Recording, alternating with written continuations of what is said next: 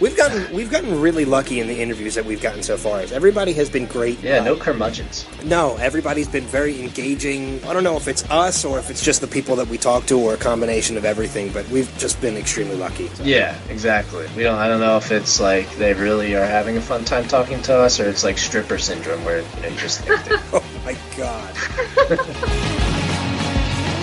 Hi, I'm Derek Lee, and I'm Cliff Crouch. Hey, what's up, you guys? I am Naturi Naughton. Hey, this is comedian Craig Shoemaker. You're listening to... When I'm not running from zombies, I'm listening to... The Showcast on Next Level Radio. Next Level Radio. Have fun.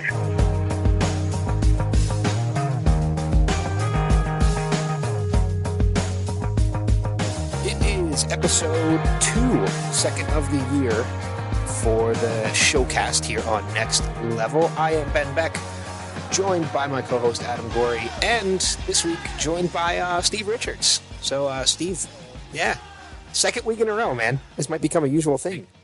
He's making the switch from prime time to next to the Showcast. Yeah, and I have no problem. Talk about football doesn't exist. Yeah, no problem with that. Well, you're a big pop culture junkie like we are too, so I mean, it works. That is true. Yeah, for sure. Yeah, I mean, especially considering this show, we're going to be spending primarily all of it, with the exception of the interview that we have, talking about the Golden Globes and the Oscars. So we're going to recap the Golden Globe winners from last weekend, and we're going to go over the Oscar nominees for 2015 Oscars, which will be next month in February. We got a lot to get through, as well as a pretty decently lengthed interview with Lucky Yates from the TV show Archer on FX. So we're going to push through since we have a lot to get through, and we are going to start right away with the box office results.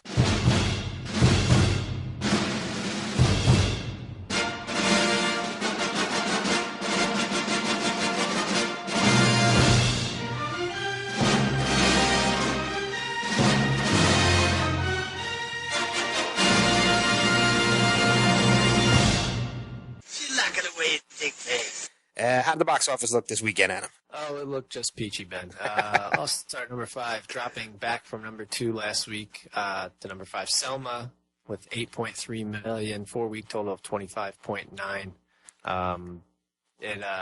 Last week, I think it was its first nationwide week release, so it's been in for 4 weeks, but really only 2, if you think about it that way. Dropping back from number 1 all the way to number 4, Taken 3. Still brought in 14 million, which is actually pretty good for a second week. I thought that would have a bigger drop-off. Yeah, especially considering some of the other movies that came out this week. Right, and considering it still holds a 10% on Rotten Tomatoes. That is a 2-week total of 62.8 million. Opening up at number 3, Ben, you and I both got the order correct. Paddington opened at number 3 with 19.2 million. Just losing to The Wedding Ringer, which opened at number 2 to 21 million. So just under 2 million difference between those two. Paddington has a 98% on Rotten I still can't believe that. I really can't. Yeah, somebody told me that. That's like breaking records. Right? Yeah. It's like the highest ever. And The Wedding Ringer has a 33%. 79% from the audience for Wedding Ringer, though, and 87% from the audience for Paddington. And then not really opening at number 1. It's been in the theaters for about 3 weeks now, but this is its first nationwide release. It was open in 4 theaters in the entire country before this week. It is now in 3,555. American Sniper, number 1 with 90.2 million. So a huge nationwide open. We completely forgot about that one last week. Yeah, I think we might have mentioned it later in the show that it was going nationwide, but we forgot when we talked about the box office that it was. Yeah, when we were making our predictions for this week, we completely forgot about that one. Yeah, exactly. But yeah, an absolute huge opening. I did get a chance to see it. I'll save a review until we do our Oscar talk because it is nominated for Best Picture. But it was really good. I liked it a lot. If you get a chance, I suggest you go see it. I will be watching it tonight. Because it was sold out in quite a few showings that it was in. Yeah. So going to movies coming out this week, opening up this week, January 23rd, The Boy Next Door with Jennifer Lopez. That's a Rob Cohen-directed movie. It's like a thriller where she falls in love with like a younger man or something, and then he turns out to be like a Psycho. kid's friend and a psycho or something. Yeah, I don't know.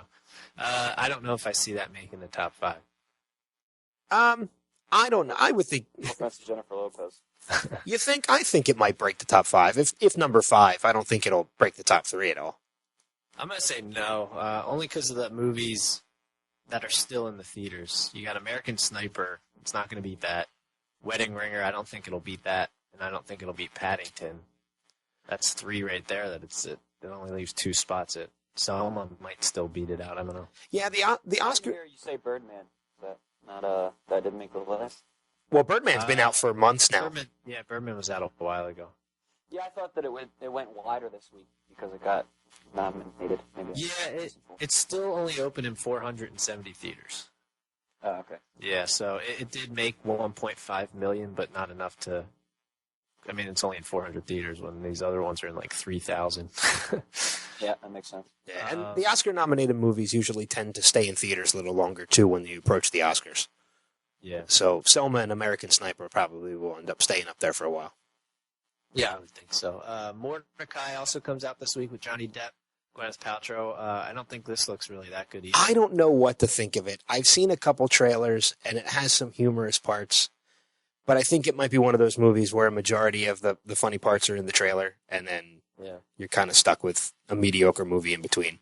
I think it beats out The Boy Next Door, but For Johnny Depp star power. Yeah. Yeah, probably. That's probably the only reason I can think. So that might crack the top 5, maybe like 5 or 4, but I don't see it doing really any better. The actress is famous too, isn't it? Isn't it? Gwyneth Paltrow. Yeah. So, Yeah. I mean, Olivia Munn's in it. Ewan McGregor is in it. Yeah, you got stars everywhere, pretty much. So. Next up, you have The Black Sea with Jude Law. I haven't really heard much about this one. It's an adventure thriller. In order to make good with his former employers, a submarine captain takes a job with a shadowy backer to search for the depths of the Black Sea for a submarine rumored to be loaded with gold. I'm sorry. Probably not going to make the top 5. No, probably not. Yeah. Next, you have Strange Magic, which is an animated feature with Evan Rachel Wood, Elijah Kelly, Kristen Chenoweth, and Maya Rudolph. I don't know what. I mean, it's animated, so you never know, really. I've seen a few commercials on it. It looks a little weird. I haven't even seen anything on it. I'm not familiar with it at all. Yeah.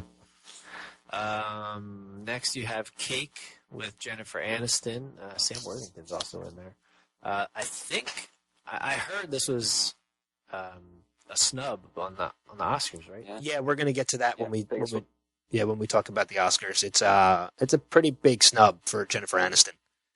Yeah. So it's about a woman named Claire. She becomes fascinated by the suicide of a woman in her chronic pain support group while grappling with her own very raw personal tragedy.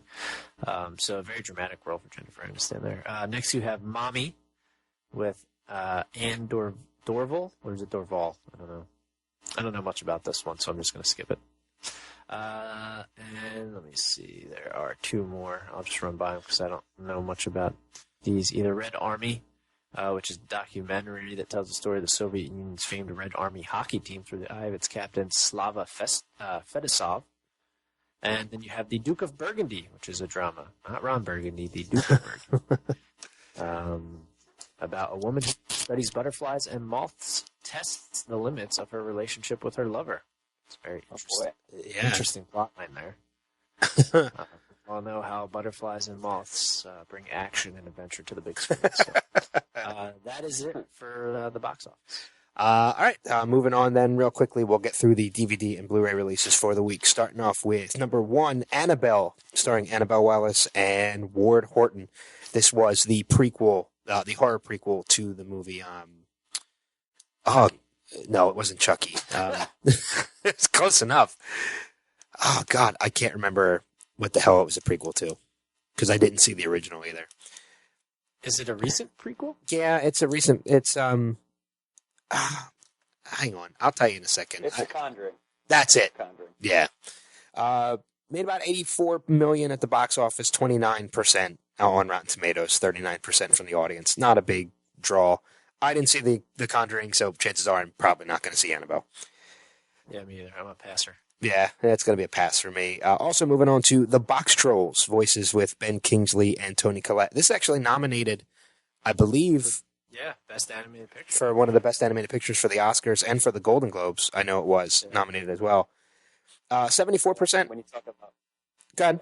when you talk about snubs, people think Lego Movie got snubbed, and they think they threw this one in instead. Yeah. They're not happy about it. Yeah, we'll talk about that later, but I was thinking the exact same thing. 50.6 million at the box office, 74% on Rotten Tomatoes. So I'll check it out eventually. It'll probably be a Netflixer for me. I'll watch it when my son's old enough to watch kids' movies. So you'll watch it in about like 3 or 4 years. Yeah. And also the other one worth noting coming out this week is Lucy with Scarlett Johansson and Morgan Freeman. Made about 100.6 mil at the box office, 66% on Rotten Tomatoes, 47% from the audience, which is, it's weird that the audience usually dislikes a movie more than the critics. Yeah. That's kind of rare. Weird. Steve didn't like it, right? You saw it, Steve. One of the worst movies of the year. Yeah, I thought it was. I mean, it probably has some kind of inner meaning at the end. It's got a thing where it leaves it open to interpretation, so critics will probably dig in that and things like that, and a lot of the audience probably didn't get it. So that's a low rating for the audience. And Yeah, they jump all over. Yeah, they jump all over that interpretive shit. Yeah. But yeah, that's going to wrap it up for DVD releases for the week, and that's going to wrap it up for the box office. Hi, this is Pete Mitchell from No More Kings, and you're listening to Next Level Radio. And now we are happy to be joined by a special guest. You can hear his lovely voice every Thursday at 10 p.m. on FX's hit animated comedy Archer. Please welcome the man behind everybody's favorite mad scientist, Lucky Yates. Lucky, thanks for joining us. Shalom. Yeah, thank you. I'm glad to be here. Other than being excited, as we are as well, that the Cowboys lost last week, how you doing? God. So excited. Those jerks. I'm from Detroit, and so, Detroit really got screwed over, and it was the refs that screwed up, right? But, it didn't do, not that Detroit was really doing all that great, but it would have put us in a position where we could have kicked a field goal if our normally shitty field goal kicker, is that all right to curse? Yeah, oh, yeah, you're fine. Oh, okay. If our normally shitty field goal kicker, actually scores, because most of the season he has not been. Anyway, so I was glad. I was really thinking the Cowboys were going to get their dicks pounded into the dirt by Green Bay, because it's Green Bay. But Rodgers, I don't know. Are you guys football guys at all? Am I losing listeners left and right? Yeah. We actually just finished up a couple weeks ago. My friend of mine and we do a fantasy football podcast on the network. So, and Ben's we're from the Philadelphia area, so we hate the Cowboys, but Ben's a Panthers fan. That's the other thing is, like, so many on Twitter. So granted, it wasn't that many. It was just a few of them, but just like the rabid responses I was getting from Cowboys fans, and it was just like, guys, nobody fucking likes the Cowboys. Like, nobody. There's a fucking everything that's wrong in the country could be summed up with the Dallas Cowboys. Just horrible. That is very true. Well, let's talk a little bit about your show, the show you're on, Archer. Sixth season just started a couple weeks ago. Now, for the few who left who haven't given Archer a shot for some reason, tell us a little bit about it and your character, the voice that you do, Dr. Well, for those of you who don't know, Archer, it's an animated comedy about a spy agency, a fictitious spy agency that used to be called ISIS, but unfortunately the American media got a hold of that name and turned it into something horrible. Of course. Because, the rest of the world calls them ISIL. We're the only one that calls it ISIS. Fuck you, media! Anyway, getting back to the show. It's an animated comedy about a spy agency, but it's really a workplace comedy and about the relationships of the spies and various employees of the agency. And it's Sterling Archer is the world's greatest secret agent, and Lana Kane is his on-again, off-again love, and she is probably the second best agent there is. And I play the Q, essentially what would be the Q if you're a James Bond head, the guy in the lab who makes crazy weapons and shit like that. And he's a real lunatic. He's a mad scientist. He makes clones, and he is a clone himself. He's a genetic clone of Adolf Hitler, which is inspired by the movie Boys from Brazil. No, I never saw that one. That movie. Oh, classic. Gregory Peck and Laurence Olivier. Good stuff. That's the whole. That's what Krieger. It's about clones of Hitler. Somebody is one person's hunting them down. It's great. Great. It's very, and I'll freely admit, I know Adam had said in the intro, people who had never given Archer a shot. I will freely admit, I was one of those people. It's been on my list to check out, and then we got the press screeners, and I started watching, and I'm going all the way back to season 1, man, because I'm hooked. Yeah, man, because you started watching in season 6, and Jesus Christ. Like, the great thing about it is it's serialized, right? The things that happen stay in the universe. Yeah. Everything has consequences. So things that happened in the very first season, are still around in season 6. And we're going strong. So there's really the characters that you watched with the season 6 shows are so different from where they used to be, right? It's great. It's really, really great. I think one of the things I love about it is I was always a big fan growing up of the television show Get Smart. Yep. And it's kind of similar in ways, except if Get Smart was like PG-13. Well, and Get Smart, he was bungling. He wasn't good at anything, and that was sort of the big joke. That 86 is a completely bungling agent who somehow always triumphs and gets the bad guy. Whereas Archer is an amazing secret agent that works for a shitty spy agent who runs by his mother. And it's shitty because of the dysfunction of the employees that are really a family. It's really great. So it is. It's if you love James Bond or any secret agency anything, you'll love it. Yeah, I'm definitely a fan now. I'm gonna go all the way back to season 1 and check it out. And yeah, you should. You'll love it. You'll love watching, and also just the look of the show. As the thing became more and more popular, of course, the budget kept going up. But that aside, it started with a very small group of people drawing the show to now Floyd County Productions has, well over 100 employees, 125, 150 employees, like big, giant studio full of young animators from everywhere in the country that have moved to work in the studio. It's really great. Yeah. And Krieger didn't the look of the show, the look of the show has evolved throughout too. Like the season 6 stuff, they're using a new program called Toon Boom. I don't know the difference between it all, but it's allowing us to the fights and the action and stuff is even more amazing than it always has been. Yeah, it's been a few years since I watched season 1, but didn't Krieger not even talk initially? First few episodes, they didn't even talk. Yeah, and I think Adam, that's what he was thinking, is that there would just be this silent creep that was around doing weird things, and then I guess by the 3rd or 4th episode, he realized, it'll be funnier if we send this guy to a dinner party with them and make him say the things we're all worried about him doing. So it's great. If anybody threw this show in front of me and said you can play any character you want, just pick one, I would pick Krieger in a heartbeat. Absolutely. I love that guy. Love getting to play it. I'm so fortunate. I know Adam shares this with me too, and it's something I've always wanted to do is kind of do something in the voiceover aspect of entertainment. And I know every project handles it a little differently. I know some of them, first off, Archer has a lot of great voice talent. There's, yourself, Aisha Tyler, Chris Parnell, who was from SNL, Jessica Walter, who I recognized right away from Arrested Development. Right. Does the cast all record together, or are you guys in separate No. rooms? You guys do No, it separately? Completely separately. Go into the booth alone.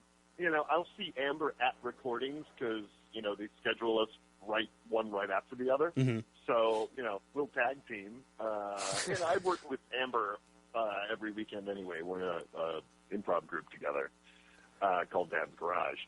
And it's more than an improv group. It's a giant theater, actually. We completely separate. Some of the cast is in L.A., some of the cast is in New York. 3 of us are here in Atlanta. That's where Amber and I live. And this is where the show is made, too. That's why there's that little Made in Georgia stamp at the end of every show. It's made right in the middle of Atlanta. Well, I mean, the writing has to be fantastic then. I mean, it is fantastic, but the scripting... It's all Adam Reed, man. It's all Adam Reed. Yeah, and that's the other thing, too, is we don't really improvise. The only time anybody ever does any improv is when there's big group reactions to things, and the script will just say the group reacts to this. Yeah. And then that's when you just, say your, create your exclamations. But other than that, unless a joke really is falling flat out loud, because it happens, things look amazing on the page, and then out loud they're just you can't sell it. So you start bouncing around things there. But that's really it. Every word is from Adam's mind to the page. It's great. Yeah, it works so well with everybody being in different places. It all fits so well together that it's amazing. Well, and the cast, we did a live tour last year, the show called Archer Live, which is hilarious. It was literally us going out and fucking around on stage for 90 minutes. It was so, we showed some clips, but it was us screwing around. It was great. It was a lot of fun. But we adore one another. We're all super close and good friends. And, there's no ego or anything within the entire group.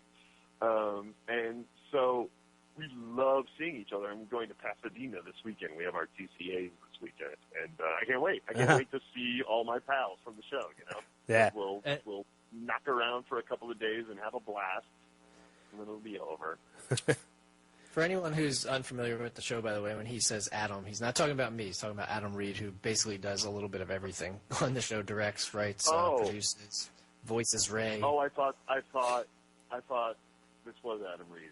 It's not Adam Reed. You wouldn't have done the interview if you didn't know that, right? I just thought I was talking to Bell. I'm like, Jesus, Adam, why do you ask me all these weird questions? You know these things. Well, I mean, like you mentioned, the show's going strong. Season 6 already renewed for Season 7. Season 5 switched things up a little bit with Vice. Yeah. And I really liked it. I really thought it was cool. I know some people were a little unsure at first. I wish we kept going. I wish right now we were either running the San Marcos and we were a little government, or that we were just running a taco restaurant somewhere. I was going to say, because now in Season 6, it seems like we're somewhat back to normalcy, if that's even a possibility on Archer. Right. Right. Is it safe to say you think Season 5 turned out really well? Oh, I think every season becomes my favorite season once it's done, and I absolutely love Season 5. We took giant risks. One of the characters became a country music star, and we recorded an album, and, it was so much fun, and just so much fun to, it was a breath of fresh air for everybody to be, having our characters dealing with other things than the norm, other than spy stuff and going and infiltrating whatever. Suddenly, we were in the middle of this, oh my God, we're selling drugs, and we got to watch our backs because there's cartels coming up. It was just great. We became big victims and, targets and all kinds of stuff. It was a really great season. Just fantastic. Again, big, characters taking big. You just started watching, and then you're going to go to Season 5, or Season 1, but in Season 5, Pam, who is a big old heavy gal, is a little teeny tiny because she gets hooked on coke. So, for a season, one of the characters looks completely different. Well, yeah, because that was the thing, too, because when we got the press screeners, they sent us Season 5 as well, so I started in some of the couple episodes at the end of season 5 into season 6, and it was like a completely different, different thing. Yeah, but now she's back to normal. Yeah. And I hated Skinny Pam just because I was like, Pam's not right. Pam needs to be bigger than life, man. Skinny Pam doesn't work for me. I didn't like her. But, I mean, I loved that the character was going through it, but I was like, man, you're bad. I want you normal again. Let's get Pam some help, guys. And like you said, with the show being a serial, the jokes not only recur within episodes, but within seasons. And that's what's so great about it. But I mean, and one of the big question marks at the end of season 5 is Krieger a clone or the real Krieger? Can you shed any light as to when we'll find that out this season? You know what? I don't know. Adam Reed, Adam Reed, the writer and creator of the show, and I are the only two that actually know which creator we have. Not even the executive producers know. There's only 2 of us that know. And it hasn't come to light yet. We've got 2 more episodes to record, the big season finale. It's, usually a 2-parter, so it'll be like one long, gigantic episode with a cliffhanger. So, yeah, I'm interested to see what happens. Is it going to come out? A lot of big stuff happens this season as well. I love it. It's great. Yeah, I wouldn't be surprised if you guys kept us waiting until the final season, whenever that may be. Yeah, who knows? Well, another good part. Or it might be just a thing that just goes away. You know what I mean? Just totally ignore it. That happens in shows all the time too. You're just like, we're tired of playing with this. It's like a question. It it's like a question from Lost. It just never gets answered. Yeah. Oh God. Right. Yeah. It's just like, don't worry about that. Or it's like in Friends, where his son just disappeared from the show after season 2 or whatever it was. Right. Yeah. But another great part about the show is not only the voices that you guys do, but some of the great guests that you guys have been able to get. I mean, Christian Slater, Burt Reynolds, Ron Perlman, even Kenny Loggins with all the Danger Zone references. Can you reveal, or do you know any other guests that we might run into this coming season? I know upcoming episode 3 has a guest star. I know Kumail Nanjiani plays a character this year. Rob Hubble. Or Hubel, I'm not exactly sure how to pronounce his last name. I think it's Hubel. Yeah. The man. Hubel is playing a character. There's good comedians. With John and Eugene and Kristen Shaw, and we like using our stand-up buddies to play characters on the show. That guy. Rodney, who used to, again, once upon a time ran the weapons library and all the ammunition. He was in charge of all the shit. And is now living on a boat. But he was just a stand-up comedian we saw warm up for Eugene one time and loved him. So they put him on the show. That's awesome. Well, you had mentioned, and we both have mentioned with all the recurring jokes and everything like that, there's also plenty of pop culture references. I know this past episode 2, had at least 2 or 3 that I picked up on. I'm sure there's more that I missed. I know there's a Star Wars reference, a Terminator reference. Yep. Are you a really big pop culture junkie yourself? Yeah, sure. I love it. I'm a big nerd, man. I'm a total geek. You fit in well. Star Wars head. Star Wars and Batman is like... You come into my apartment, that's all that's around. These next 2... I was going to say, these next 2 years must be... you must be looking forward to them now with the new Star Wars and Batman. I was the original... I was 10 years old when the original Star Wars came out. I mean, I am the guy that it was, a religious experience. Never seen anything like it. Holy shit, what fun. And so my entire life, I've just been a huge nerd about it. So, yeah. I think it's an absolute the right hand. Of course, everybody knows the prequel sucked. And the best thing Lucas could have done was, hand over the reins. I really admire that guy. As much as people shit talk him, he finally was just like, you know what? Everybody always gets so mad at me when I do anything with this thing. I'm just going to sell it off, do good shit with the money, and because he doesn't need it, and let the people who care so deeply about it, handle it for a while, you know, because it's our mythology now, and I'm a big mythology nerd too. So, you know, it's unfortunately like things like Twilight have worked their way in, but who knows if that'll last. Harry Potter will last. Things like that are, you know, the modern day myths of these characters doing extraordinary things and overcoming. You know, so it's great. It's great. Yeah. Did you? I don't know if you saw this. We talked about it last week on our show, but did you see the trailer for the new Star Wars? But it's like a fan-made George Lucas director's cut where they add all these like crazy things to it to make it absolutely ridiculous. Oh yeah. Where there's just like so many stormtroopers everywhere. Yeah. It's like yeah. Dewbacks, like stormtroopers on dewbacks. It's like just adding 1,000 TIE fighters. Yeah, hilarious. Absolutely hilarious. And I agree, too. I think it's in really good hands with J.J. Abrams. I think he's going to do a fantastic job.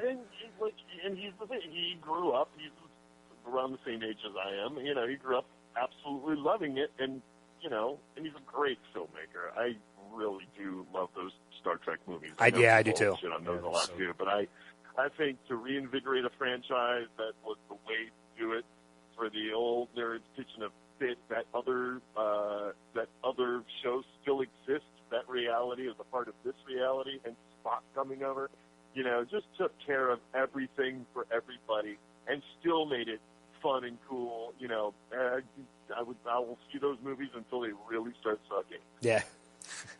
Well, we almost got there with the original prequel trilogy in Star Wars. Man, yeah, he did not do himself. Yeah, he essentially ruined so many things. You know, it's just things like my that don't need childhood. answers. You know what I mean? You don't need to know where C-3PO originally came from. Like, we don't need to know. We don't need.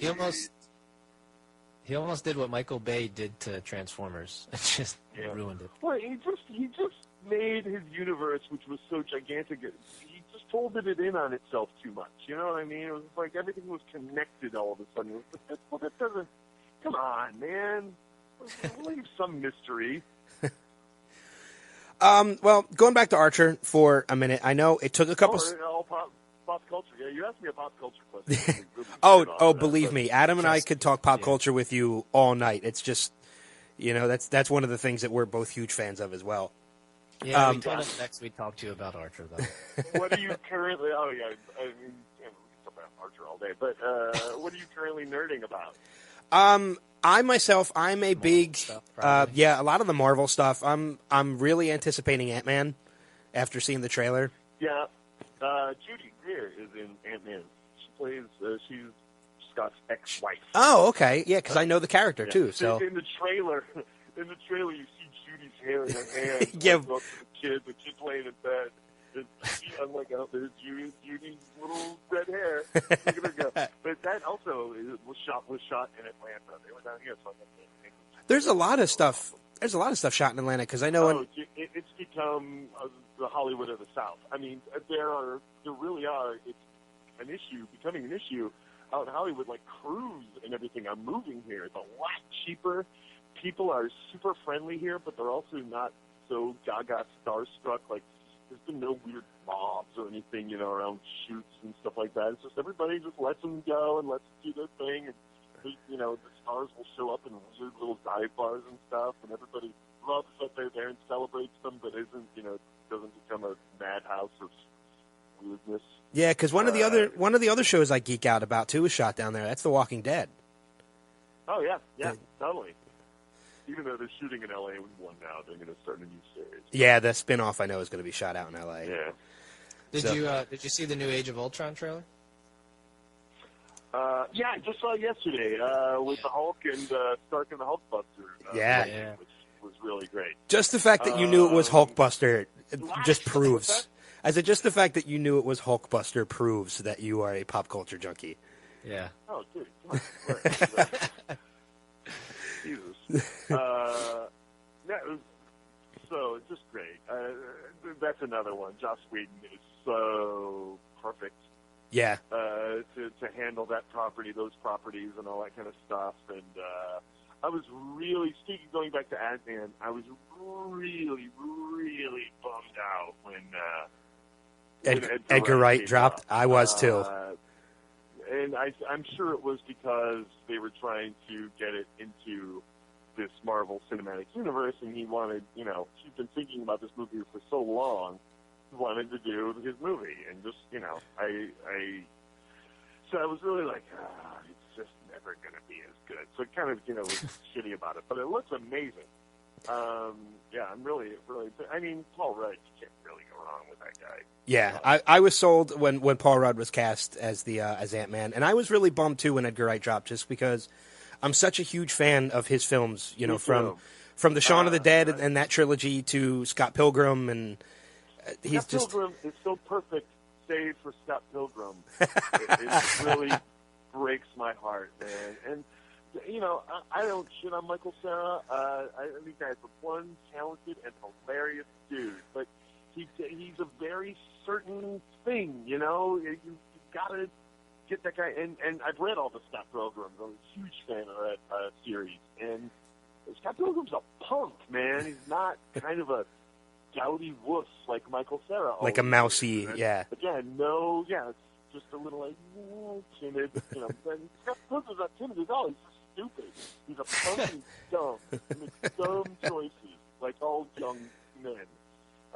He's so perfect, and the rest of the film is so amazing. Yeah. That was one of those films that I saw the trailer for, and I was very interested, but I didn't know what to expect. And when I saw the movie, I absolutely loved it. On paper, Sarah fit the bill. He's Canadian. He's the same age. He was. I had a look that could be converted, but he just, as soon as he starts talking, it's like, God, that's not the guy that I read in the comic book. Yeah. And the whole rest of the universe is. Yeah. But Edgar Wright is a genius, man. He's fucking genius. Yeah. All right, and I guess we should go.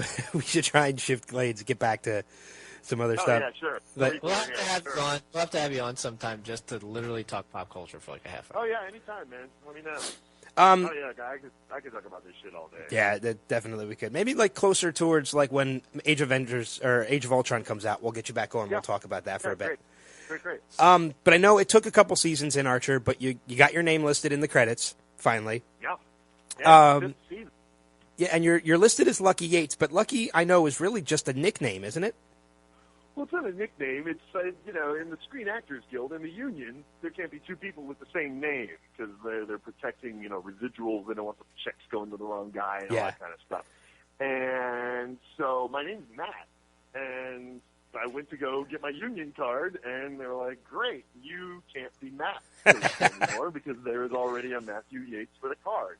And I was like, can't I just be Matt? And they were like, nope, you got to come up with something else. It's so close to becoming sheriff. You have no idea. Just because I thought it would be hilarious that when I walked in the room, it would be like, hey, sheriff. Like, I don't know. And the SAG chick was really into it, too. She was like, I think that's brilliant. There's not another one of those, I can tell you. But then I called my folks and was like, hey, man, I got to come up with another name. And I got nothing but sheriff. And, go through the family record books, see if there's anything that I can use that, I can adopt all of a sudden. And they called back and, giving me a list of just regular common names like John and Stephen and shit, and I'm not just going to suddenly become John. Hello, John? What? No, I'm Matt. What? But my father, who's silent for a good 20 minutes till we go through all these names, just finally opens his yab and says, what about Lucky? And I went, Lucky Yates. That's perfect. That's my name. That's exactly it. And they laughed, and I was like, keep laughing, but that's what I'm doing. Yeah. Good job. And I got the extra added bonus of my dad naming me. So, and I was living in L.A. at the time. I had gone out there for a year just to check it out.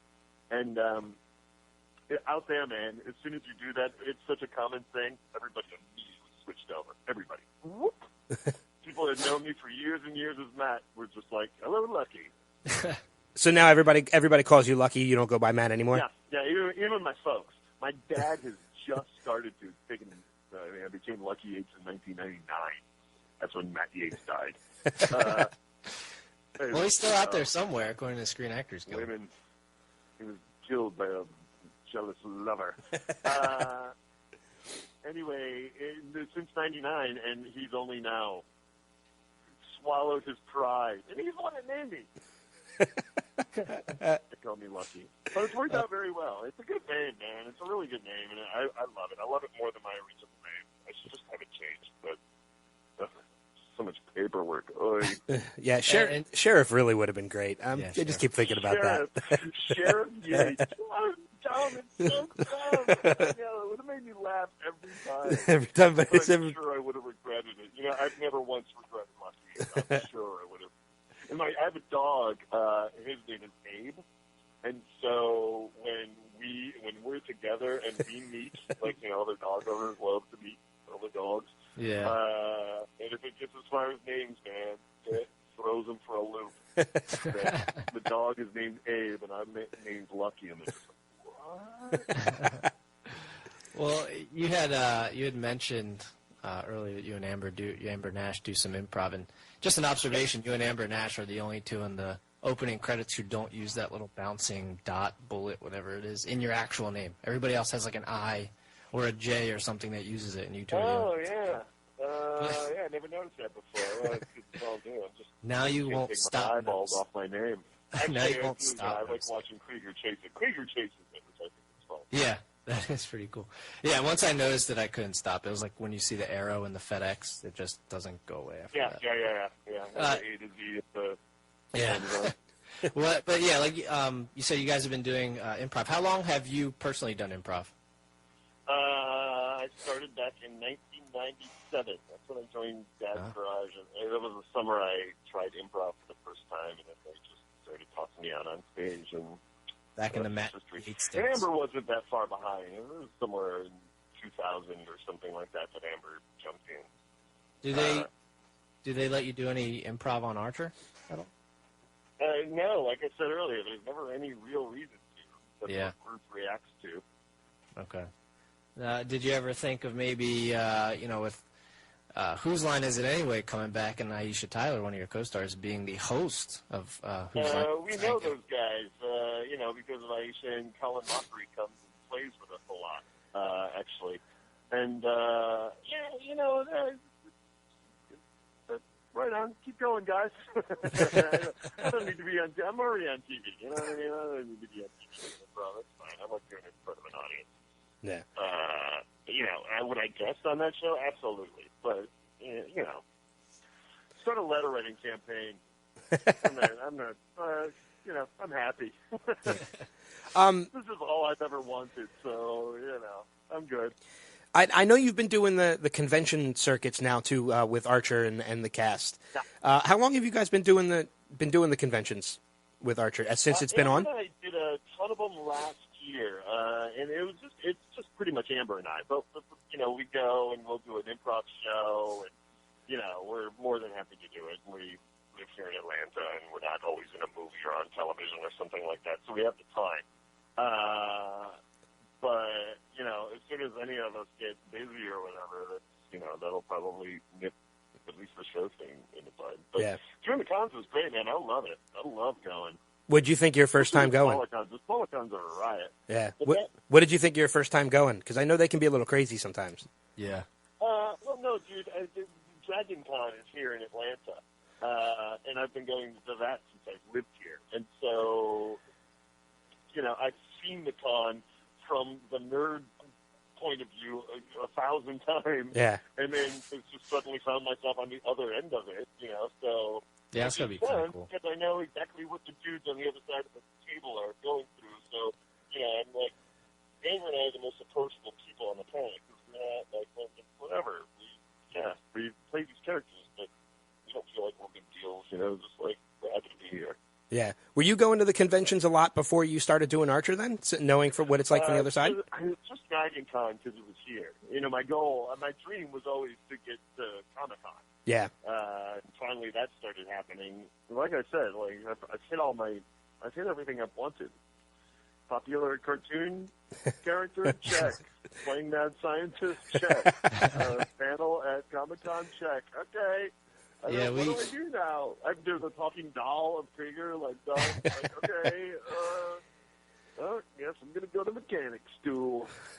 Yeah, we got to do our first con this year. We went to Philly, Wizard World Comic Con, and I gotta tell you, it was not ever being to one. I wasn't exactly sure what to expect, and obviously, we said you're a big pop culture junkie as well. The costumes there are both all over the place, and some of them are really detailed and very Dude, the really work good. that people put into their costumes is mind-boggling. And most of those people, they work like full-time jobs and have lives and shit like that, but they also build these unbelievable costumes. It's like, Jesus, man. It's amazing. It's amazing. Like, and Dragon Con is a huge costume con. It's big fan base, things like the San Diego Comic-Con are it's like a trade show that the public is invited to, because there's so much, TV and film and all that kind of shit. Right. Yeah. Whereas Dragon Con, it's fans just coming and hanging out with each other, and then there are panels with, goofballs. Like all the stars panels are nothing like, at Comic-Con or anything like that. They're not so giant and structured and everything. It's super loose. So if people flock to it, and they go much more insane costume-wise, because that's really what it's all about. Yeah. It's fans celebrating fanhood. We should try at some point to see if we can get you and Amber up here for Philly Comic Con, because that would just be. I love it. I love it. Love Philadelphia. Love it. Love it. Love it. I love how we did an Archer Live there once, and it was like our third or fourth show. It's very early thing, and we opened the show with a gag that. So I went out and I would do like 10 minutes of just warming up the crowd and everybody was explaining the show. And then I would introduce all of the rest of the cast one by one. And then when we finally introduced John, he was backstage on a microphone, and every city we were in, we never succeeded. We tried to hire an actor that kind of looks like Archer, and we made him wear like the black tactile neck, and he was to come out and just mouth the words while John was backstage talking, so it looked like Sterling Archer was there. And it's really brilliant, and people loved it. But in Philly, we got food like immediately, and it was great because like me and Amber and Aisha, all the stand-ups and stuff like that, and comedians, live theater comedians knew, oh, this is fucking brilliant. They hate it, but they love hating it. Everybody else, including our executive producer, who's also, once he came out on the stage, took over the running of the show, it threw him, man. He thought he hated us and was like, he was a nervous wreck the rest of the show because he's just like, oh my God, they're doing this. This is not going well. This is a disaster. This tour is a disaster. We made a horrible mistake. But none of that was good. It was silly. It was greatest. That's great. Yeah, we'd love to get you up here sometime. We'd love to meet you in person. Yeah, right on. Yeah, I love it. I know we're getting close to the end of the interview, but I wanted to bring up the fact that I saw on, looking back into some of the stuff that you've done. I know Good Eats hasn't made any new episodes in a couple years. I know. That show is long in the grave. Yeah. But man, that was fun. That was fun. I love doing that show. I'd love to work with Alton again, but now he's super duper busy. He's hosting every other show on the Food Network, and does all his game shows, and he's writing for magazines and all that kind of stuff. He's a busy man. I wouldn't be surprised if he just moved out to LA at some point to make it easier. I haven't seen him at all last year, and he and I are buddies. Yeah. We'll at least get together, and have lunch here and there or something just to catch up. And we always stay in touch, email-wise and stuff like that. He's been I barely even heard from him last year because he's just so busy. And he did a tour. I did some puppet stuff. We filmed some puppet stuff for his tour. He did that all last year and a little bit this year, too. So, busy guy. You think you'd still be doing some episodes if they were still making new ones? If they were still doing them, I would absolutely do them. We shot them here in Atlanta, and they were a blast. man. We had so much fun to do that show. So much fun. Yeah. All right. Well, we're definitely, like I said, I'm hooked on Archer now. It's converted me. I'm definitely a fan now. I'm going to go back and rewatch them all. And it's funny now because with the press screeners that we have, not only can I get caught up, but I can now actually get ahead of everybody else. The thing is, too, it's a smart show, and that's what, there's a lot of dick jokes and a lot of shit, but ultimately, it's a super, super smart show. And that's what really hooks people, I think. It's not just another dumb, action comedy full of fart jokes. It's really, really smart. Yeah. Oh, it definitely is. I mean, it had me, and it's just some of the little jokes are the ones that got me laughing the most. It's it's absolutely. There isn't an episode that goes by that I'm usually not Googling something to figure out what the hell they're talking about. Yeah, I actually had to do that. A lot of jokes run deep, man, and you're just like, I don't even know what that means. Oh my God, look at how brilliant that joke is. It's great. It's great for you to have to work for the punchline somehow. Yeah. Well, Archer airs on Thursdays on FX, 10 p.m., and we definitely want to get everybody who hasn't checked it out already to go ahead and check it out, because I'm telling you, you're going to love it. Netflix. Yeah, no reason to not watch it if it's on the Netflix. Yeah, seasons 1 through 4, I know, as of right now, are up on Netflix. And season 5 is on the DVD Blu-rays, so it'll be on Netflix soon. Yeah, definitely. Your Twitter handle, @Lucky Yates, so we want to encourage everybody to go there, follow you as well. If both Y's are involved, L-U-C-K-Y, Y-A-T-E-S. And actually write Krieger's Twitter feed, too. If you want to follow Krieger.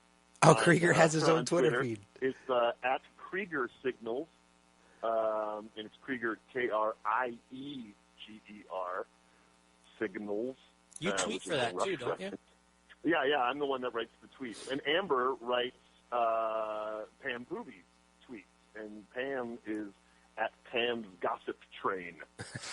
And that's all coming out of Amber Nash.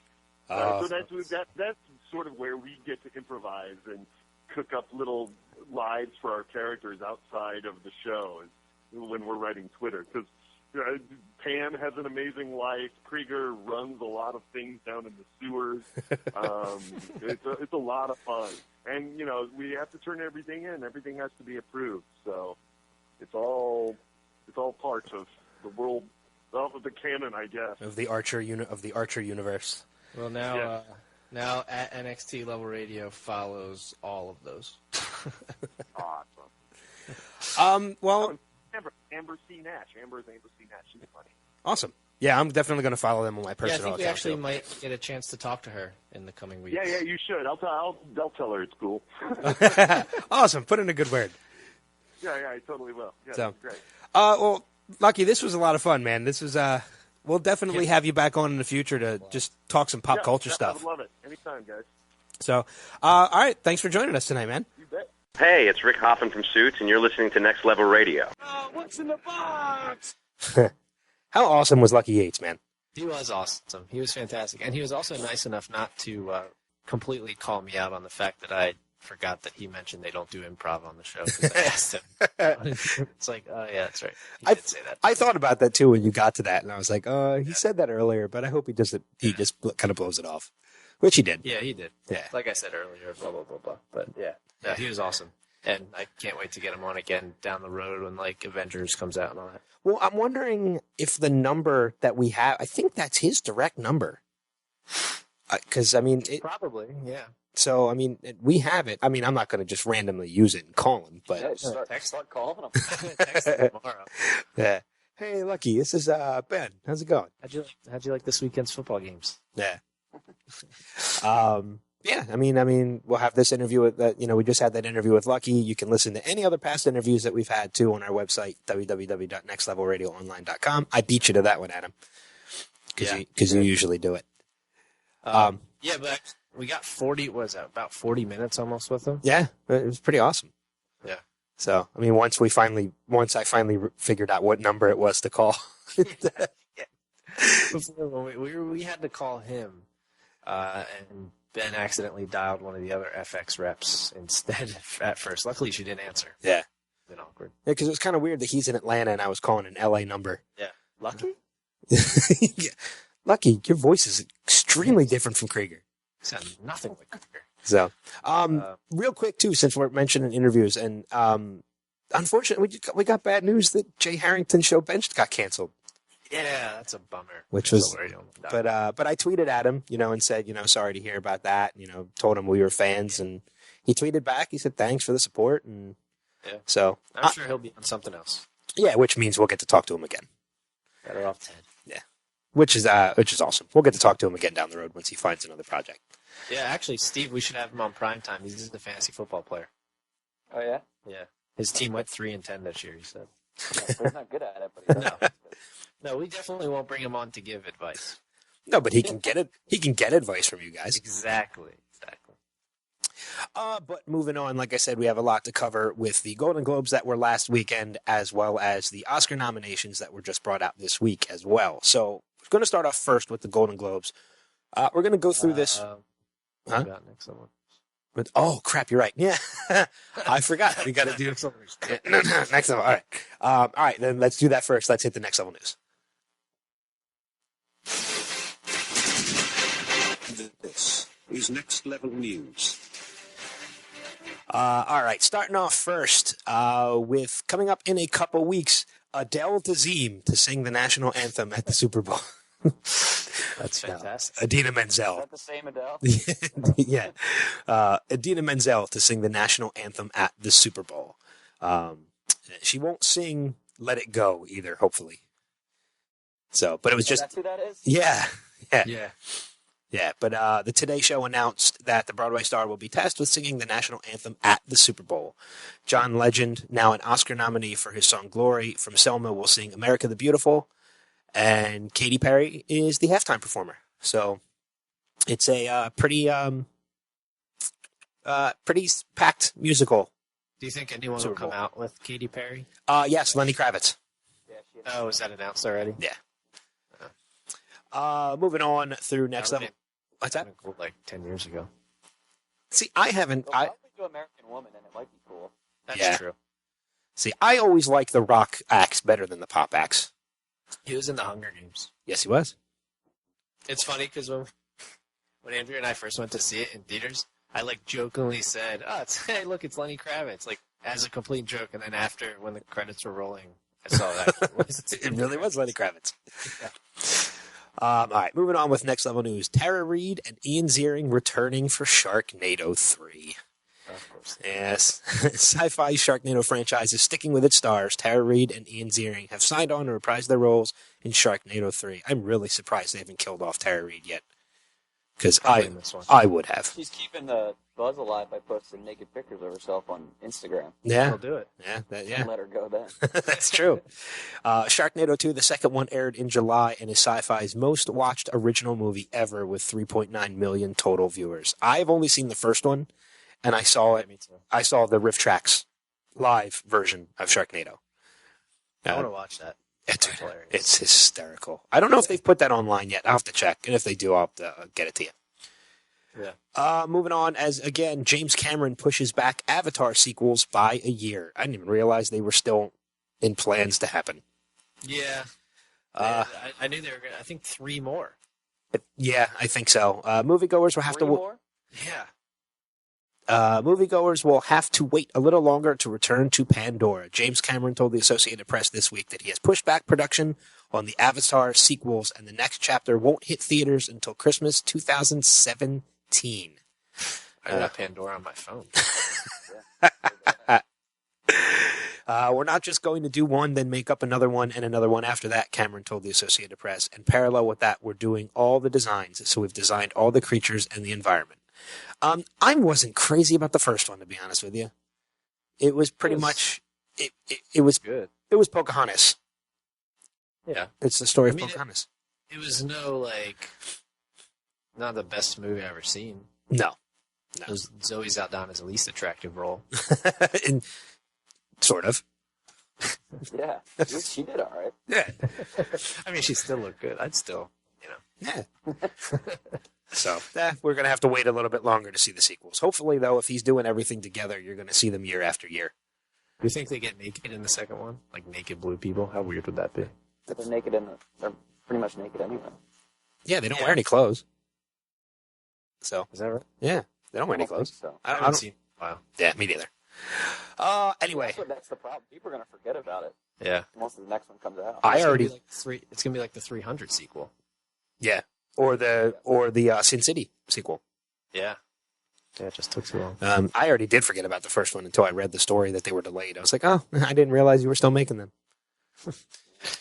Moving on, Gary Sinise cast in Criminal Minds spinoff. I'm happy about this because I love Gary Sinise. Gary Sinise, Lieutenant Dan? yeah, Lieutenant Dan. Oh God, That was on. I said this off air, but that was on this weekend. Yeah. I watch it every time it's. As soon as you said Lieutenant Dan, I was like, oh God, here we go. I had ice cream the one day, and every time I get the ice cream out of the freezer, I just Lieutenant Dan ice cream. I live by myself. I can't do that. It would be too weird. That would be kind of weird. Gary Sinise has been tapped to star in the Criminal Minds spin-off developed by CBS. The potential series will center on a top FBI division that helps American citizens in trouble abroad. Sinise will... That's where it takes place. You already played that one. Lieutenant Dan, what are you doing? You haven't played one Lieutenant Dan clip yet. I don't have one. You don't have the Lieutenant Dan ice cream? No, I don't. Oh, you need to get that. Me Would have been doing perfect. it is what you got. That's true. Sinise will play Jack Garrett, a 20-year veteran of the Bureau who oversees the FBI's team for handling cases involving Americans overseas. So I'll check that one out when it starts. And last story for Next Level News. Report, Tom Hardy exits Suicide Squad. Yeah, I heard about that. Tom Hardy will not be a member of the Suicide Squad, according to The Hollywood Reporter. The actor will no longer play Rick Flag in the film because of scheduling issues involving the filming The Reverend and press for Mad Max Fury Road. Will Smith, Jared Leto, and... Really? Will Smith, Jared Leto, and Margot Robbie are among those set to star in the David Ayer film that's part of the Warner Brothers push on DC movies. Do you think anybody else is going to drop out? Apparently they made an offer to Jack Gyllenhaal to take over. Jake Gyllenhaal. Oh, yeah, Or Jake. is it Jack Gyllenhaal's No, brother? no, it's Jake. Okay. So, I'm all over the place. Speaking of Oscar snubs. Yeah, we'll get to that. But that's it for Next Level News. So now we will move into the Golden Globes. We'll push through these pretty quick. We'll read over the winners for the Golden Globes. Before we do that, though, Tina Fey and Amy Poehler are just fantastic as hosts. Is this their third year? This is I think their third year, but I know it's their final year. Oh, really? And their opening monologue had a lot of nice jokes and things like that. I actually sent you over a couple clips that we're going to play real quick. You might as well just play the first clip, and you'll just get a taste for how they were during the opening monologue. Joaquin Phoenix is nominated for Inherent Vice, but obviously he isn't here tonight because he has said publicly that award shows are, quote, total and utter bullshit. Oh, hey, Joaquin. There he is. And Joaquin Phoenix stands up, and he's waving to to Tina and Amy when they do that. That's funny. But he has been quoted as saying that too. So, but it was great for Tina and Amy to call him out on that too. I'm trying to remember what. Yeah. The second clip, George Clooney was nominated for the Cecil B. DeMille Award, which is pretty much like the Lifetime Achievement Award for the Golden Globes. And Tina Fey and Amy, Tina Fey made a joke about him getting married, and that's what this clip is here. George Clooney married Amal Alamuddin this year. Amal is a human rights lawyer who worked on the Enron case, was an advisor to Kofi Annan regarding Syria, and was selected for a 3-person UN commission investigating rules of war violations in the Gaza Strip. So tonight, her husband is getting a Lifetime Achievement Award. Didn't last year they talked about George Clooney and Gravity? I think so. I'm pretty sure they probably did. They made the joke that like he would rather float away into space or something than spend another minute with a woman his age. Yeah, I think that was right. That was good. They're both great. They're great. This is this next one's a little lengthy, but they're talking about it's about a minute and a half, so it's not too bad. But this is the last one I have for the opening monologue, and then we'll get into the award winners. This was them. Just go ahead and play it. You'll get it when you listen to it. Since this is the last time that we are hosting, Tina and I wanted to very quickly play one of our favorite games. Yes, and Amy and I have been friends for almost 50 years. And the secret of our long-lasting friendship is that we have absolutely no overlap in our taste in men. No, we never think the same man is attractive. And we'll prove it right now by doing what you're all doing at home, playing a game of Who Would You Rather. Yeah, just real quick. So, real quick. Okay. Would you rather Colin Farrell or Colin Firth? Okay. Farrell, all day. Firth, for a polite amount of time. Okay. Tina, next. Ed Norton or Mark Ruffalo? Ooh. Oh, which one was the Hulk? Both of them. Shoot. Okay, I'll take Norton because he's like method and he could act like he was into it. Okay. And I'll take Mark because everybody knows I like a Ruffalo. Okay. Let's see. Okay. Chris Pine. Chris Pine. Okay. I'm sorry. Was that too loud? Was that too loud? Okay. Moving on. Okay. Richard Linklater or Alejandro Iñárritu? I'm going to say Iñárritu. One take, 2 hours straight, no stopping. Linklater, 5 minutes once a year.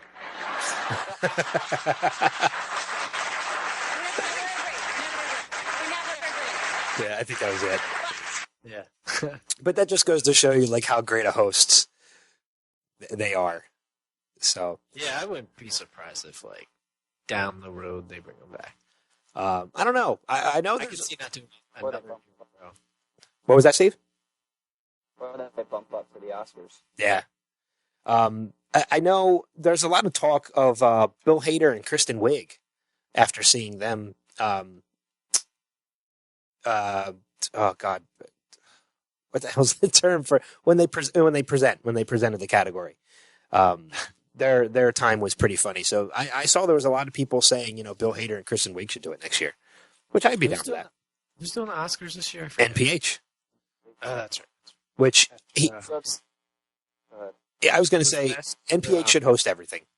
Yeah, it was last year. James Franco, was that last year, or was that 2 years No, ago? God, Franco and Anne Hathaway was like 4 or 5 years ago. Oh, really? Yeah. Okay. I am way behind. But yeah, that was a horrible. They made fun of that a lot at the Franco roast on Comedy Central. Yeah. So, but they it's God, I lost my train of thought. I like completely derailed. Can we just play the next clip? Well, no, because the next clip is going into it. But let's go into the awards. Run down the winners real quick. We're going to work backwards here, which of course, best animated feature went to How to Train Your Dragon 2. Best screenplay motion picture went to Birdman. Best director motion picture went to Richard Linklater for Boyhood.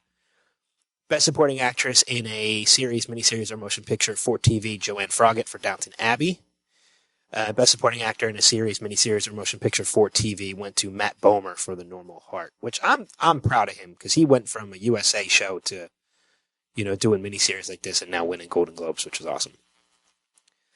Best actress in a miniseries or motion picture made for television went to Maggie Gyllenhaal for The Honorable Woman.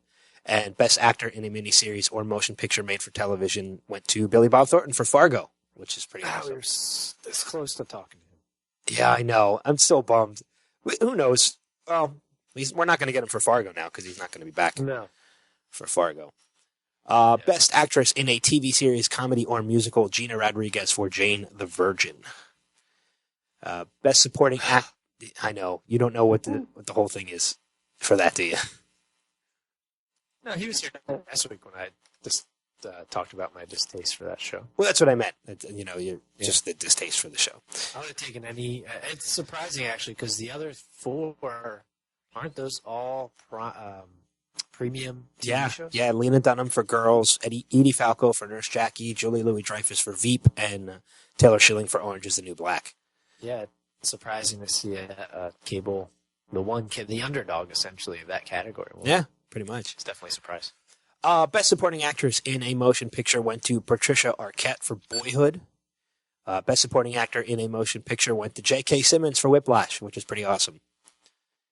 Best actress in a motion picture, comedy, musical, it went to Amy Adams for Big Eyes. Best Actor in a TV Series, Comedy, or Musical went to Jeffrey Tambor for Transparent, which is on my list to Can watch. you do me a favor and read the Best Screenplay Motion Picture? Best Screenplay Motion Picture? Didn't we Yeah. do that already? Yeah. No. But yes, we I did. just want you to say the name. Birdman. No, that's not who won. That's the movie. Yeah, That's not who and did the screenplay. Best Screenplay Motion Picture. It says Birdman. No, that's not how they do it. It doesn't They give you an actual, not an actual person. well, not in this list. They only give you the name of the movie. Well, I'm looking right on Golden Globes website. So then you read it.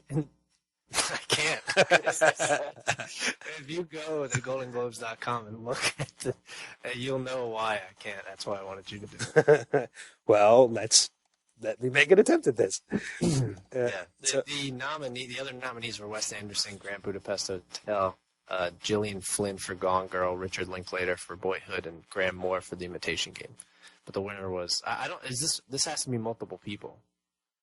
This is four people. Yeah. 4 people wrote it. Oh, Alejandro Inutu. And? Nicholas Giacarbone. And? Alexander Dinalares. And? Armando Bo.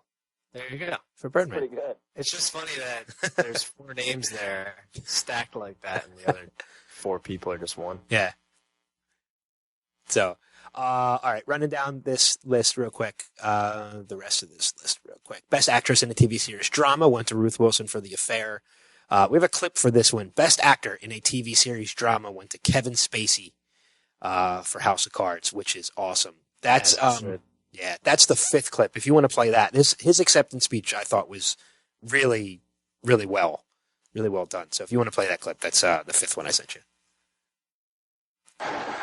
This is just the beginning of my revenge. I want to thank Netflix for their incredible support of this series. Ted, all of you guys have done an incredible job. I have an extraordinary time coming to work every day with brilliant writing from Beau Willimon and his incredible writing staff. An incredible cast. Kate, Robin, it's a joy to come to work with you every day and all of those that I work with every day. My agents at CAA, Matt Del Piano, my manager, Joanne, my business partner, Dana Bernetti. This is the 8th time I've been nominated. I cannot one. They bleeped him out because he cursed.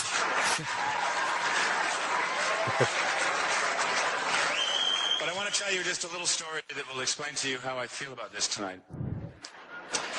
The last time that I saw Stanley Kramer, one of the great filmmakers of all time, was at the Motion Picture and Television Home. And I was sitting with him, and he was in a wheelchair. He was ill at this time. And as I was about to leave, I realized that I had never told him what I thought about his work, how much his work had meant to me. And so I said to him, the films you made, the subjects you tackled, the performances you got out of some of the greatest actors that have ever walked the face of the earth, the Oscars you won, your films will stand the test of time and will influence filmmakers for all time. And I didn't know whether he had really retained what I said or not. Sometimes he did, sometimes he didn't. But as I stood up to leave, he grabbed my hand, and I looked at his wife, who was across the room, and I sat back down. And he said, as clear to me as anything he'd ever said, "Thank you so much for saying that. That means so much to me. I just wish my films could have been better." And so as I stand here tonight as someone who has enjoyed such an extraordinary career, and in large measure because of the people in this room, I just want it to be better. I just want to be better. But this is very encouraging. Thank you very much. So I thought that was pretty cool. Yeah, especially considering last year, I think he came out and presented, was it the Oscars or the Golden Globes where he came out as Frank Underwood? Oh, I don't know. Yeah, I don't remember.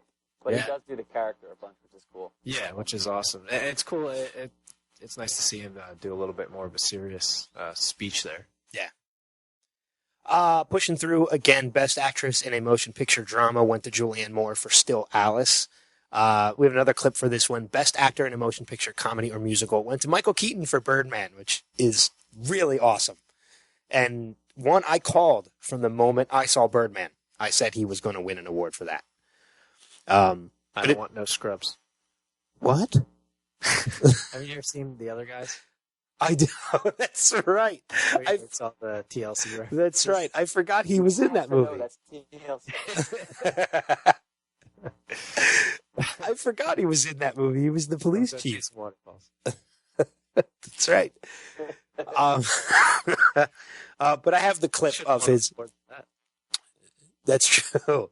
But I have the clip of his acceptance speech if you want to play that as well. Thank you very much. Thank you. Thanks.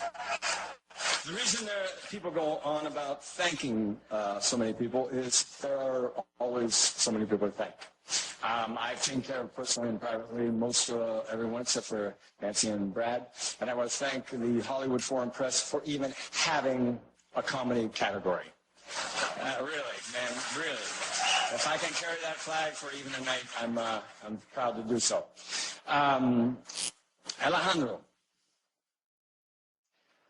there's not a person in this room. By the way, it's Alejandro Gonzalez Iñárritu. That's what I said, wasn't it? But, yeah, no, I'm just... Oh, just reiterating. Yeah, jeez. Calm down, man. Sorry. Who won't show up for your next gig, my brother? I'm telling you, you just name the place, you name the time. And not just me. There's not an actor or an actress in this room who won't show up. Thanks for being a true artist. Thanks for letting me be part of this unbelievably gutsy, unapologetic look at human nature.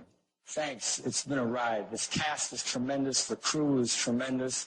Everybody was great. In the household in which I was raised, the themes were pretty simple. Work hard. Don't quit. Be appreciative. Be thankful. Be grateful. Be respectful. Also, to never whine, ever. Never complain. And always, for crying out loud, keep a sense of humor. My name is Michael John Douglas. I'm from Forest Grove, Pennsylvania. I'm the seventh child of George and Leona Douglas. And I don't ever remember a time when my father didn't work 2 jobs. When my mother wasn't saying the rosary or going to mass or trying to take care of 7 kids in a rundown farmhouse, she was volunteering at the Ohio Valley Hospital where I was born in the hallway. I've got 6 wonderful brothers and sisters. I have some tremendously loving and generous friends all over the world. My best friend is kind, intelligent, funny, talented, considerate, thoughtful. Did I say kind? He also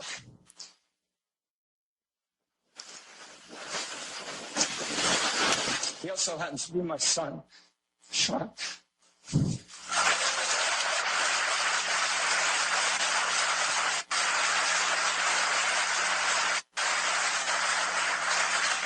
I love you with all my heart, buddy. This is for all those people. For all of them. Sorry, shoot. 2 things I said I wasn't going to do, cry and give air quotes. Damn. I'm so grateful, honestly, from the bottom of my heart. You have no idea what this means to me. And to come from the place where I come from, I'm proud of all my friends and my family. Thank you very, very much. I'm extremely grateful. I think they tend to give a lot of the larger awards a little bit more time for their acceptance speech. Yeah, I was thinking that. I was like, I wonder, do they still do the music? So yeah, because they let him go for a good amount of time. Yeah, it was over 3 minutes. Yeah. So they ran long, and I don't know if it's true because I didn't see the entire Golden Globes, full disclosure, but I heard that they cut the in memoriam because they were running too long. They did. They wanted to get it. Like, that seems like a really inhuman thing to do. Yeah, I was actually really surprised because I didn't see it, and then I realized that's why they did it, because they were running very long. Yeah, that was probably one of his. That's actually probably his biggest award win of his career. Well, I don't know if he's really been nominated for much anything else. He was nominated, I think, for like an MTV Movie Award back in like the 90s. Yeah, he only had one other Golden Globe nomination. That was for Live from Baghdad. Yeah. 2003. So, I mean, yeah, he hasn't really had much of anything else, but he's got nominated for a ton of awards for Birdman. Like the list just goes on and on for the awards that he's been nominated for Birdman. Yeah. Oh, he's won them all so far. Yeah. Oh, yeah. So, I mean, there's like 3 or 4 others he's been nominated for. There's a couple others that are still pending. Because I'm looking at the list now, and it's just the number of awards he's won for Birdman alone, I think is almost as long as the number of movies he's done in his career. Yeah. Which is just phenomenal. I'm so happy for him because I've been a fan of his for years. So, I mean, it's about time he's noted for, something that he's done, which is great. Yeah, exactly. But wrapping up this list, Best Actor in a Motion Picture Drama, went to Eddie Redmayne for The Theory of Everything. Best Miniseries or Motion Picture Made for Television went to Fargo. Best TV Series, Musical or Comedy went to Transparent. Best TV Series Drama went to The Affair. Best Motion Picture, Musical or Comedy was The Grand Budapest Hotel, and Best Motion Picture Drama went to Boyhood. So, I have a clip of George Clooney's speech he got the Cecil B. DeMille Award, which I mentioned earlier. I have his acceptance. It's up to you if you want to play it. I don't know if we're running kind of long or. So it's about 2.5 minutes. It's almost 4 minutes. Is it? No. Yeah. I'm looking right at it. I don't know why. Oh yeah, it's 3.5 minutes. Okay. Times like. All right. Well, right at. Yeah, I don't know. Well, I mean, I'll play the first minute or so. Okay. I can't tell you what an honor it is to be up here. I thought they were going to roast me, but to be up here on the stage with Jules and Don, I've spent such a long part of my life and career with them, and it's been an unbelievable honor to watch them grow and mature, and probably been fun for them to watch me not grow and not mature over the same period of time. Thank you to the Hollywood Foreign Press. You've always been very kind to me, and thank you for keeping small films alive. Big ones do fine. It's the little ones that need an audience. We want to find our Birdman. Now, it is always fun to come here and catch up with old friends, and now that we've seen that everybody's been hacked, it's also a good chance for us to meet face-to-face and apologize for all the snarky things we said about each other. All right, that's enough. All right. Considering the only movie he did this year was one of the worst ones, according to one of our lists last week. Well, they make jokes about it, which is probably the best part of the speech. Yeah, you didn't get to it because you cut it short. I told you I was going to do a minute. That was 57 seconds. I can do the rest of it. Then just a cleaning up thing when he said Jules and Don. That's Juliana Margulies, who I'm looking at it right now. He was in some doctor show named with her. and Don was Don Cheadle, who was in the Ocean series. Yeah. So, but yeah, he takes a crack at Monuments Men during his speech. TV show called Cheadle does it first. Yeah, I mean, there's a couple other shots in there as well, too. He goes on to say, like, if you are, that 85% of the people in that room are losers by the end of the night, because only 1 out of every category wins. He's like, but he goes on in his speech to say that if you are in that room at all, you've grabbed the brass ring and you are doing what you love to do, which makes you a winner no matter whether or not you won or lost, which was pretty cool. So, all right, we will move on to the Oscars then. What was that?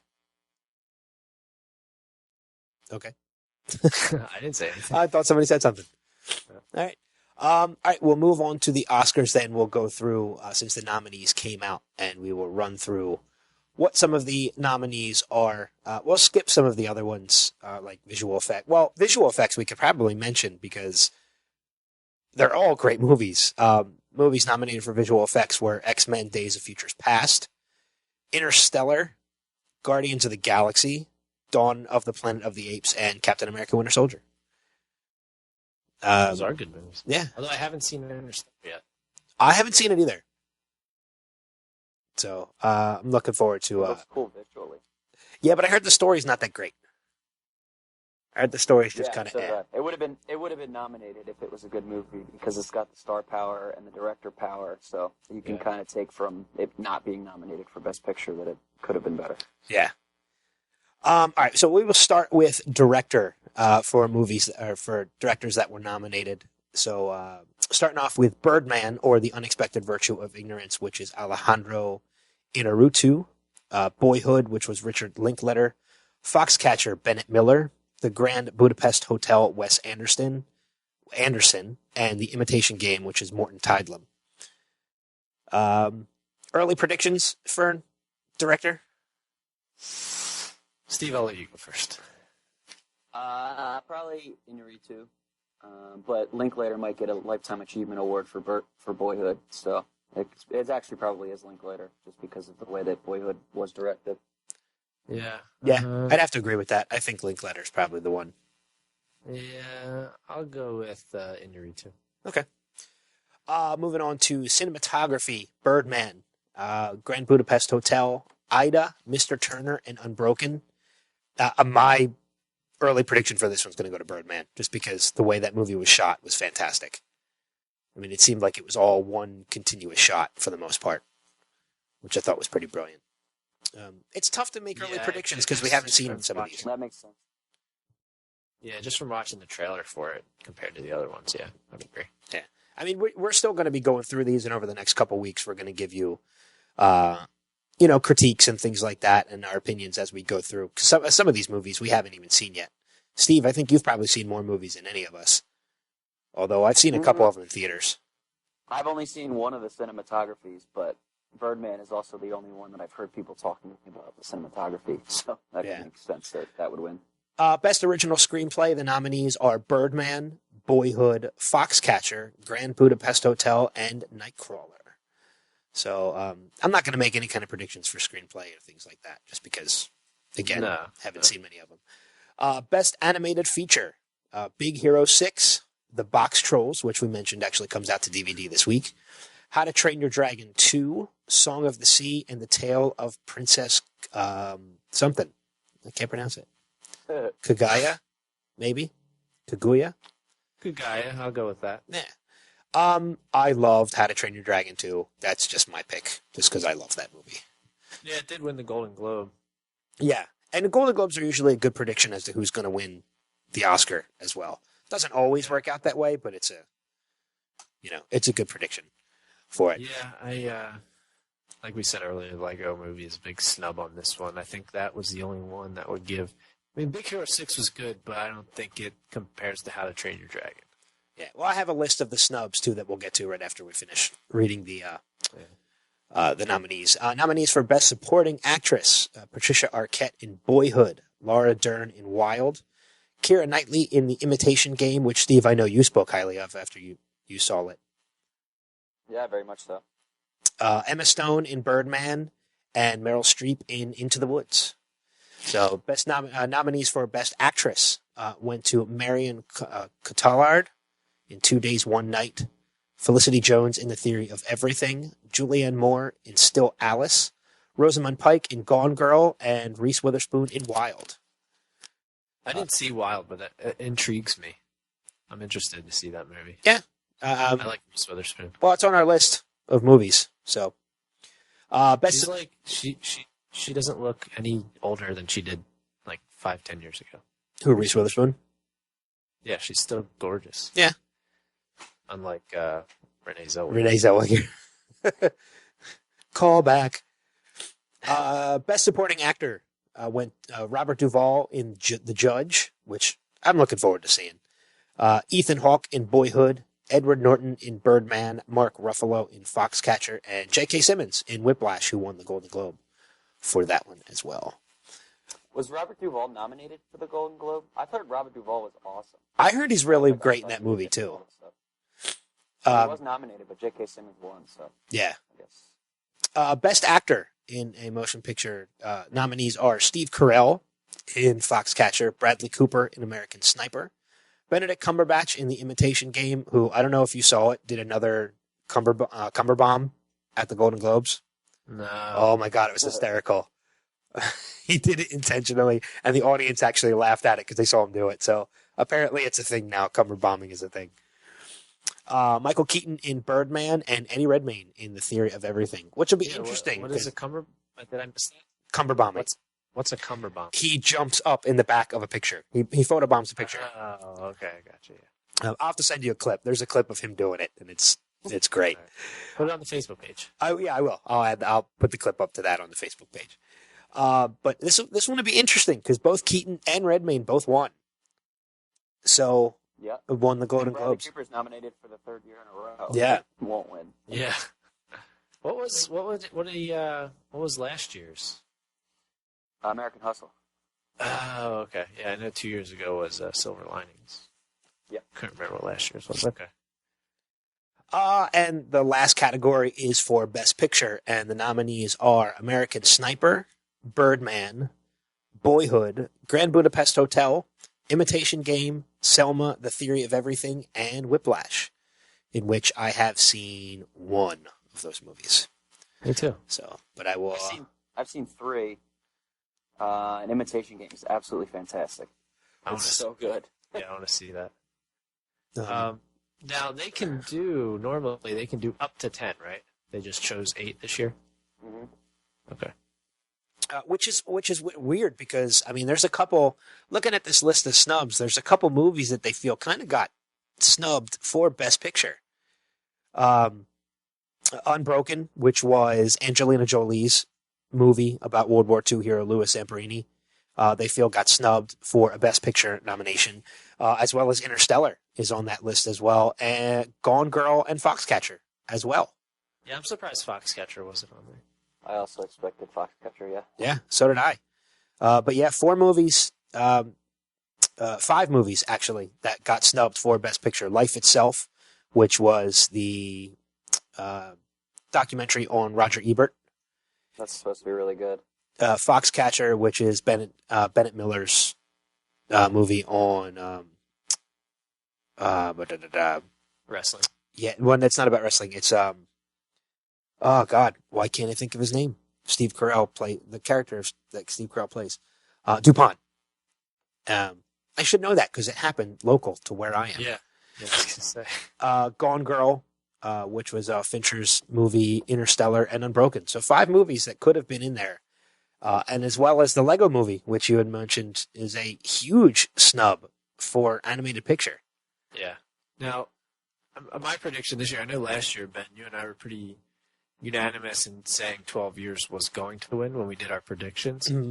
My prediction is this year it'll be a little more difficult to figure that out. Oh my God, I can't. I've heard so many things. See, another movie that I think got snubbed for Best Picture, and it's not one. I don't know if Steve, you've seen it, and Adam, I don't think you've seen it yet. No, I know what you're going to say. Do you? What movie? It's the one with Bill Murray. Yeah, St. Vincent. I think St. Vincent is a big snub. It didn't get as much buzz, though. I mean, it's a good movie, I guess, but I just didn't hear about it that much. Yeah. Did you get the chance to see that one, Steve? No, I didn't see it. I thought that. Yeah, I thought that movie was fantastic, and I actually liked it a little bit better than Birdman, and I loved Birdman. So I just thought that it had such heart to the story. Bill Murray was great. I'm surprised that it didn't see a nomination, or Bill Murray even seeing a nomination for the movie. Yeah, he got a Golden Globe, but I think that's because there was 2 categories. Like, it goes comedy and drama. So Yeah. there's plenty of guys to nominate. Yeah, and St. Vincent didn't get nominated for anything this year, so I think to me that's a big snub. But I guess maybe not to other people. It wasn't that big of a snub. But yeah, you're right. I think this is going to be a very tough year to try and figure it out. Yeah, I thought it was between American Sniper and Birdman, just kind of assuming. I didn't expect Imitation Game to be as good as it was. I thought it was absolutely, everything about it was awesome. Did you see Birdman? Not yet. No. Okay. All right. So yeah, so you still have to make judgments on that one as well. Exactly, yeah. The 3 I've seen is Imitation Game, Boyhood, and Grand Budapest Hotel. Which I heard is really well done, too. I mean, Wes Anderson is a great director. Yeah, I don't know if I could probably cross a couple of these off the list, but I wouldn't be surprised. I've heard a lot of buzz about Boyhood. Birdman, obviously, American Sniper, I saw, Imitation Game, Selma, all of them. Like, all of them have had a lot of buzz around them. I don't know that I would see The Theory of Everything or The Grand Budapest, and maybe not Whiplash, though I do expect that one to be really good. But the rest of them, it's really a crapshoot. Well, you're still going to watch them, though, right? Yeah. Okay. Yeah, I'm going to watch all of them. Yeah. We're gonna do what we did last year and pick a couple movies each week leading up and talk about them. Yeah. Yeah, I think we have about a month before the Oscars start.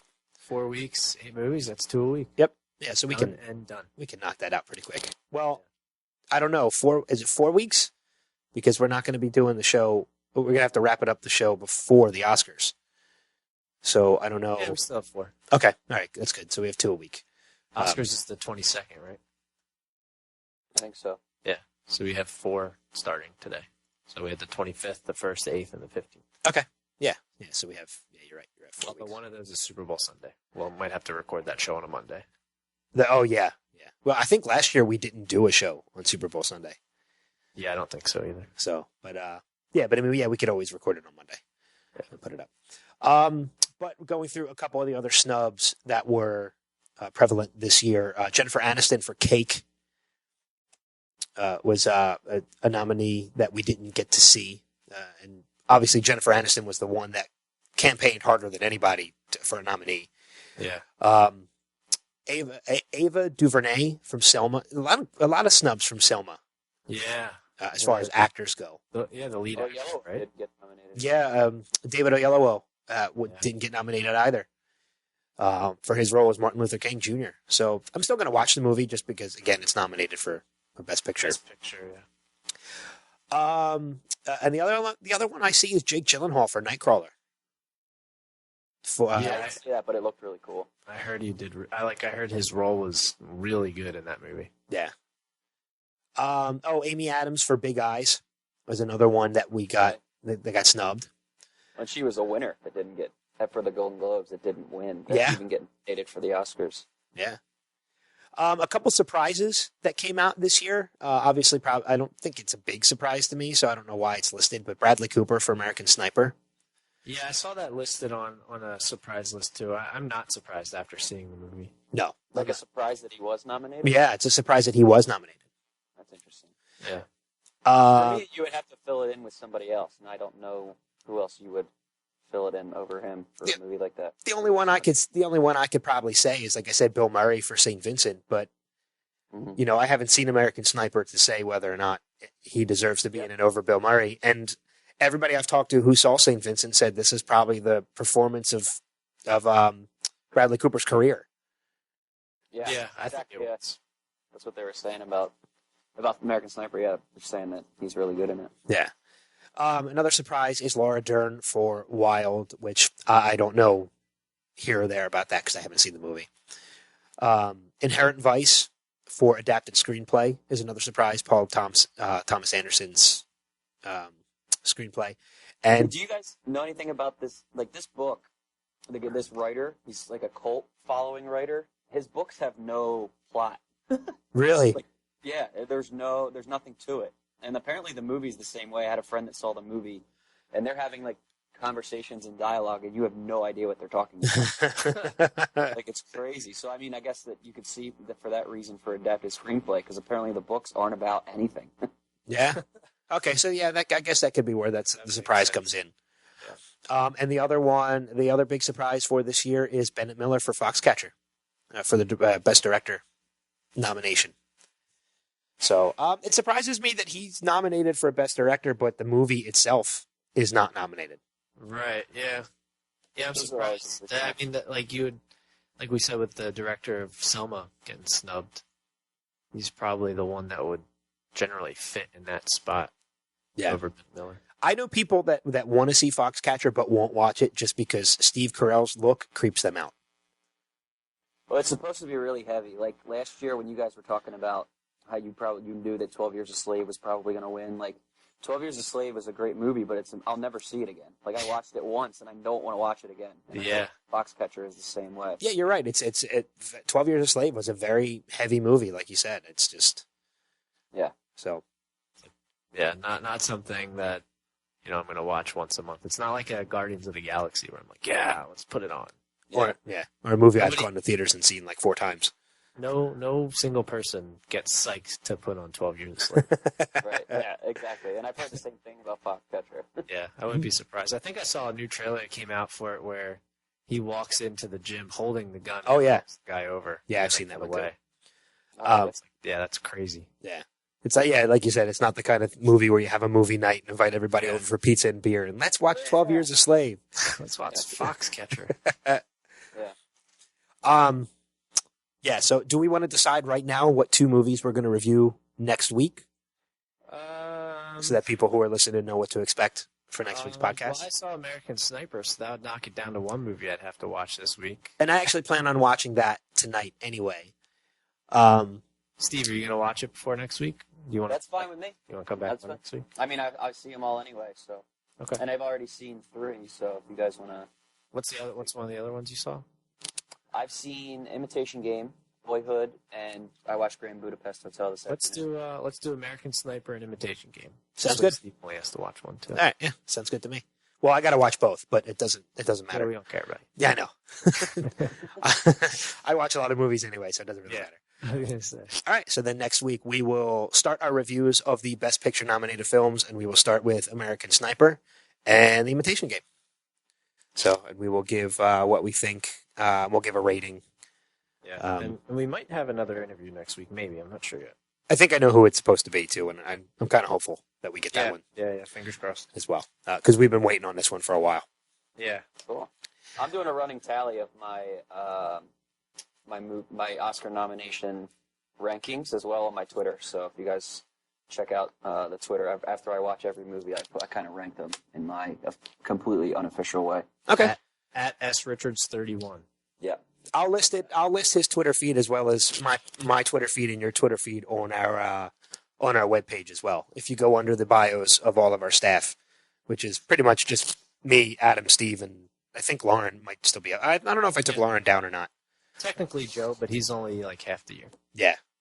But if you go to our bios page, you'll see information up there. You'll also see a link to Steve's blog as well as my blog up there as well.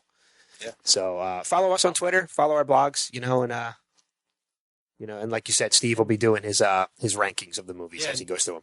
And make sure to subscribe to us on iTunes too, because that's the best way to take us with you wherever you go. Yeah, agreed. We put it all on the website and you can stream and everything, but it's so easy just to subscribe on iTunes and download it each week.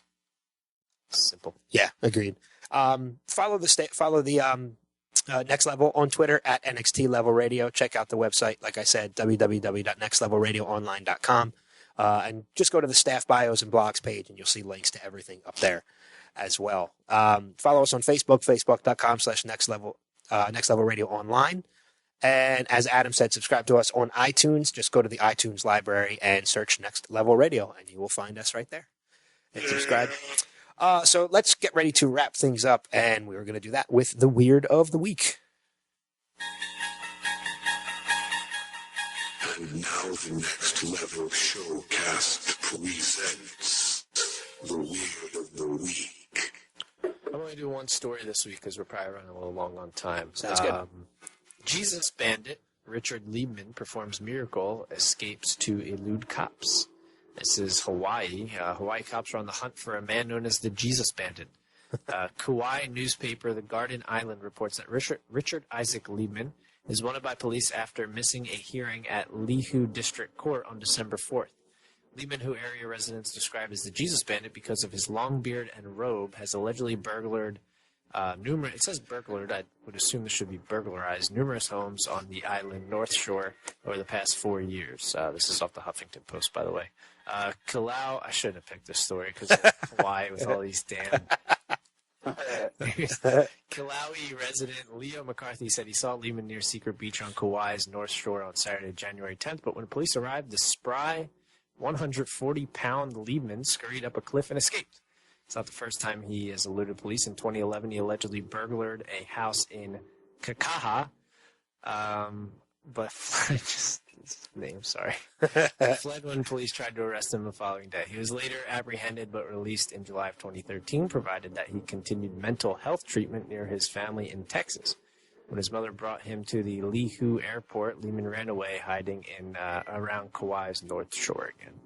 So this gentleman who apparently dresses like Jesus is very difficult to catch, and he's spry, according to the stories.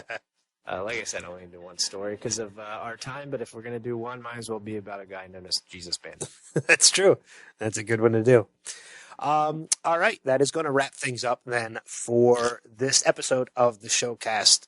Like I said, be sure to join us next week. We'll have reviews of American Sniper and The Imitation Game for our Oscar coverage that'll continue up until the Oscars. And I think that is about it, unless you guys have anything else to cover. No, I don't have anything. Yep, pretty good. All right. All right, that's going to wrap things up for us this week. Be sure to join us again next week, as I said, and we will see you guys around the bend. Take care. Later. See you guys.